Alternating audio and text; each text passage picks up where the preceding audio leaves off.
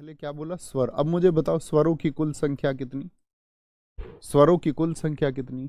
अभी हम इस बारे में बात नहीं कर रहे हैं कि उच्चारण के आधार पर 10 क्यों होते हैं, अर्थ के आधार पर 13 क्यों होते हैं, वो मैं आपको समझाऊंगा। ठीक है, आगे आएंगे। क्या बोलेंगे जी? बड़े अच्छे से देखना। आप कहेंगे भैया स्वर। स्वर की सबसे पहले परिभाषा जानिए। वॉवेल जो होता है ये स्वर, इसकी हिंदी भाषा में क्या परिभाषा होती है? वे वे वर्ण वे वर्ण जो जो नहीं लिखेंगे, जिनका लिखें तो ज्यादा शुद्ध होगा। वे वर्ण जिनका उच्चारण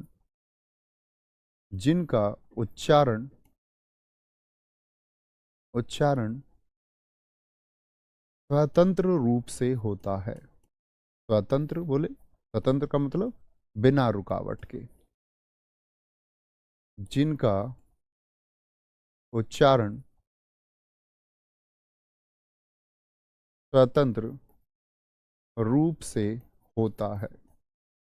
कैसे होता है मित्र? क्या बोलेंगे भाई साहब? वे वर्ण जिनका उच्चारण स्वतंत्र रूप से होता है। स्वतंत्र का मतलब किसी अन्य की सहायता नहीं है, किसी अन्य की सहायता की आवश्यकता नहीं है। तो परिभाषा हुई कौन कौन, जैसे आप कहेंगे भैया अभी मैंने आपको बताया, जरा लिखे सारे बच्चे एक एक स्वर को लिखें। तो स्पेशली सीबीएसई बोर्ड वाले लिखें, जिनका सीबीएसई बोर्ड है। ए ई आई ओ यू ऐसे याद कर लिया करो। ए से आ बन जाते हैं, ई से ई दोनों ई बन जाएंगे। सीखना तो होगा भाई साहब। बोलेंगे तो कौन से हो गए? ए ई उ आदि, यानी सभी होंगे। आदि का मतलब अन्य स्वर भी आएंगे। इतनी बात में कोई दिक्कत? अच्छा, दूसरी बात मैंने आपको बताई थी बच्चे व्यंजन की। इसकी व्यंजन की। तो व्यंजन की अगर मैं बात करूं आपसे, तो व्यंजन की परिभाषा क्या बनेगी? व्यंजन की परिभाषा मित्र क्या बनेगी? तो व्यंजन की परिभाषा इससे उलट होगी, जिसका अर्थ होगा वे वर्ण वे वर्ण वे वर्ण जो जो स्वतंत्र रूप से स्वतंत्र रूप से स्वतंत्र रूप से नहीं बोले जाते। स्वतंत्र रूप से नहीं बोले जाते। किसी मेरे भाई, किसी एक मेरे मित्र, किसी एक व्यंजन का नाम लीजिए। कोई एक व्यंजन आप बोल के देखिए। बोल के देखिए कोई एक व्यंजन। मैंने आपको बताए हैं अभी 33 व्यंजन। आप कहेंगे भैया का खा गा, का खा गा। तो जब कै को बोलते हैं तो वो स्वतंत्र रूप से नहीं बोला जाता। आप कहेंगे भैया ये कैसी बात आप कर रहे हैं, कै में कै ही तो है। तो जैसे आप कहें का, तो का मैंने बोला, जैसे मैं बोलूं खा, जैसे मैं बोलूं घा, जैसे मैं बोलूं घा। तो ये जो कै है, ये कै स्वतंत्र नहीं है। इसमें एक का व्यंजन है और ए इसमें एक स्वर शामिल है। जैसे खा आपने बोला, तो खा आपका एक व्यंजन और इसमें एक स्वर हमेशा शामिल होता है। ये देवनागरी लिपि का मानकीकरण कहता है। क्या कहता है? देवनागरी लिपि के द्वारा जारी किया गया मानकीकरण कहता है कि हर व्यंजन में क्या होगा, हर व्यंजन में एक स्वर शामिल होगा उसके उच्चारण में। तो कभी भी, अब मैं तुमसे सिर्फ पूछना चाहूंगा भाई साहब, जैसे मैं च बोलूं तो इस च में क्या क्या छिपा हुआ है? मतलब स्वतंत्र नहीं है, किससे बंधा हुआ है, किसके साथ जुड़ा हुआ है, जरा बताएंगे। क्या बोलेंगे? तो क्या हुआ कि वे वर्ण जो स्वतंत्र रूप से नहीं बोले जाते हैं, यानी स्वतंत्र रूप से नहीं उच्चारित किए जाते हैं, किसकी सहायता से बोले जाते हैं? किसकी सहायता हो रही है? बोले जाते हैं। और अगली परिभाषा इसी में नोट करना, अर्थात अर्थात अर्थात स्वरों की सहायता से उच्चारित होते हैं। क्या बोलोगे? स्वरों की सहायता से उच्चारित होते हैं। समझे मित्र बात को? उच्चारित होते हैं। हाँ भैया, थोड़ी सी समझ में आई है, ज्यादा तो नहीं आई। धीरे धीरे ही तो सीखेंगे, क्रम से ही तो सीखेंगे। तो समझ में आई बात? मैं बोलूं कभी भी अंगा, अंगा का मतलब क्या होगा? आप कहेंगे अंगा का मतलब क्या होगा जी? अंगा का मतलब होगा कि इसमें एक ए शामिल है। कोई दिक्कत, कोई परेशानी? अच्छा, इतनी बात हम समझ गए। लेकिन भैया एक बात बताइए कि ऐसा भी तो होगा कि पहले से ही क्या हलंत लिख रहा हो? पहले से ही अगर कै हलंत लिख रहा हो, ये तो बात हम जान गए कि अगर यदि कै लिखा हुआ है तो उसमें क्या शामिल है, आपका एक व्यंजन के साथ में एक स्वर शामिल है। लेकिन भैया अगर पहले से ही कै हलंत है तो ये सिर्फ दोस्त यही तो आपको बता रहा है कि इसमें क्या नहीं है। अगर कै हलंत लिखा हुआ है तो इसका मतलब आप क्या समझेंगे, आप समझेंगे कि ये कै कैसा है, ये कै आधा है। कैसा है? आधा। ये कैसा होता है? आधा होता है। और ये कै कैसा होता है? ये पूर्ण होता है। इतनी सी बात आपको समझनी है मित्र कि जिसके साथ हलंत नहीं है वह पूर्ण है, और जिसके साथ में हलंत है वह कैसा अक्षर है, इसका मतलब आपको समझना होगा। यदि हिंदी भाषा में कहीं हलंत लगा होगा तो वो आधा होगा।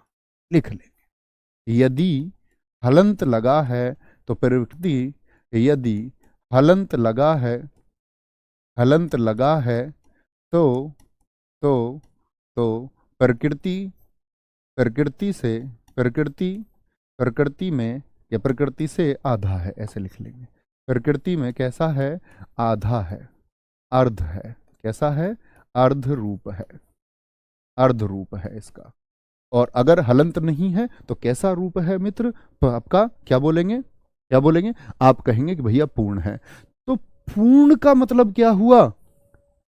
पूर्ण व्यंजन वह होता है, अगर मैं परिभाषा बोलूं आपसे तो समझना, लिखना मत। पूर्ण व्यंजन वह होता है जिसमें जिसमें स्वर स्वर शामिल होता है। मेरी परिभाषा एकदम ठीक है कि नहीं है, बताइए। एकदम ठीक है। और आधा, मैं पूछूं कि आधा व्यंजन क्या होता है, आप कहेंगे आधा व्यंजन भैया जी वह होता है जिसमें आपका, जिसमें आपका, जिसमें आपका स्वर शामिल नहीं होता है। दिक्कत को परेशानी, एक बार थम्स अप करिए। जो बात मैं आपको सिखा रहा हूं थोड़ी थोड़ी, थोड़ी थोड़ी आपके दिमाग में पहुंच भी पा रही है कि नहीं पहुंच पा रही है? ये बहुत जरूरी है, क्योंकि थोड़ा थोड़ा जानेंगे तभी आप पूरा जान पाएंगे। ठीक है, तो मैं आपसे कुछ रूप पूछने वाला हूं, यहां पर बताना। जैसे मैं पूछ दूं तुमसे जय, जय में क्या लिखा हुआ होगा? जय किस किस से मिलके बना है? तो आप कहेंगे जय में भैया आपने बताया यदि कोई स्वर नहीं दिखता तो स्वर जरूर है। स्वर दिख रहा है, नहीं दिख रहा है तो ए होगा। लेकिन मित्र यहां पर कौन सा स्वर है इसके साथ में, बोले? तो आप कहेंगे देवनागरी लिपि कहती है कि यदि स्वर मौजूद है तो वही स्वर आएगा। यदि स्वर मौजूद है तो वही स्वर आएगा, यदि स्वर मौजूद नहीं है तो ए आएगा। जैसे मैं बोल दूं आपसे कहीं पर ये लिखा हुआ है तो इसका मतलब क्या है, मैं आपसे बोलूं कहीं पर ये लिखा हुआ है तो इसका मतलब क्या है, मैं आपसे दोस्त बोल दूं अगर ये लिखा हुआ है तो इसका मतलब क्या है, भाई साहब मैं आपसे बोलूं ये लिखा हुआ है तो इसका मतलब क्या होगा। विस्तार से लिखना है आप लोगों को, ठीक है। और मैं आपसे बोल दूं कि ये अगर लिखा हुआ है तो क्या है, ये मैं आपसे बोल दूं भाई साहब ये अगर लिखा हुआ है तो क्या है, मैं आपसे बोल दूं ये कहीं पर लिखा मिलेगा तो आप इसको कैसे कैसे अलग अलग करेंगे, कैसे वर्ण विच्छेद करेंगे इसका।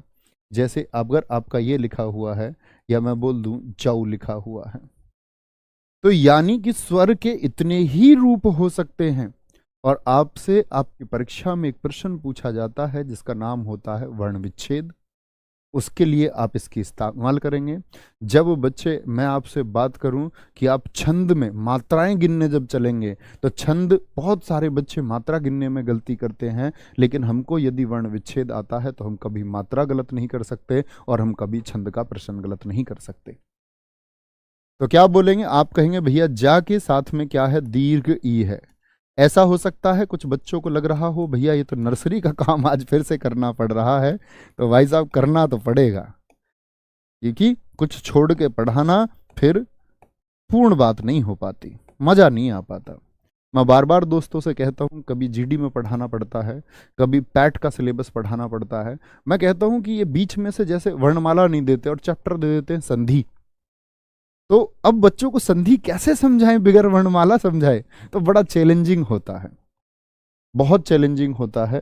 ठीक है, तो कुछ चीज़ें फिर रटानी ही पड़ती है, लेकिन मेरे मन को बहुत, सही बताऊं तो प्रसन्नता होती है कि पूरा हिंदी का सिलेबस पढ़ाने को मिल जाए, तो इससे ज़्यादा सुखद बात कोई हो नहीं सकती, क्योंकि फिर हम क्रम से चल सकते हैं, कुछ छोड़ना नहीं पड़ता।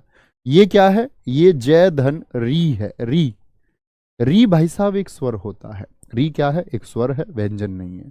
व्यंजन तो होता है रे, जिसके बहुत सारे रूप मैं आपको बताऊंगा कि एक अर्ध रूप होता है, सारे रे पूरे होते हैं, बस एक ही आधा रे होता है। इसको रे का हम लोग क्या बोलते हैं? रेफ रूप बोलते हैं।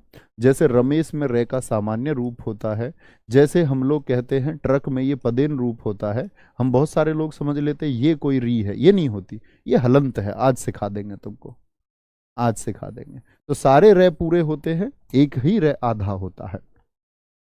तो जय और री ये बताएंगे।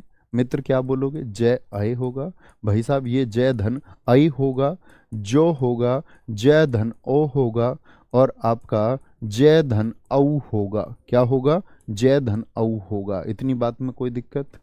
जैसे मैं आपसे बोल दूं बच्चे ये रू में मुझे बताओ कौन कौन से शामिल हैं, मैं अगर बोल दूं इसमें कौन कौन से शामिल हैं, तो आप कहेंगे भैया स्वर तो शामिल है रे के साथ में, लघु ऊ है। अगर बच्चे घुंडी नहीं है, जैसा रुपया में लिखते हैं, रुपया जो छोटा रूप है, रुपया घुंडी नहीं आती। लेकिन मैं बोलूं रूपवान, वह तो बड़ा रूपवान है, या बोल दे किसी महिला को वह तो बहुत रूपवती है। अगर घुंडी वाला है तो घुंडी वाला है तो मतलब दीर्घ ऊ है। कैसा है? दीर्घ ऊ होता है। कहीं भी घुंडी वाला मिलेगा तो दीर्घ ऊ होगा, अगर बगैर घुंडी वाला इसका मतलब आप समझ जाना छोटा ऊ है मित्र। कैसा? छोटा ऊ है मित्र। कोई बात समझे? इतनी बात में किसी को कोई समस्या, कोई परेशानी? यहां तक की बात में कि कोई भी मात्रा अगर लगी हुई है तो आप उसको समझ पाएंगे। कोई दिक्कत, कोई परेशानी में?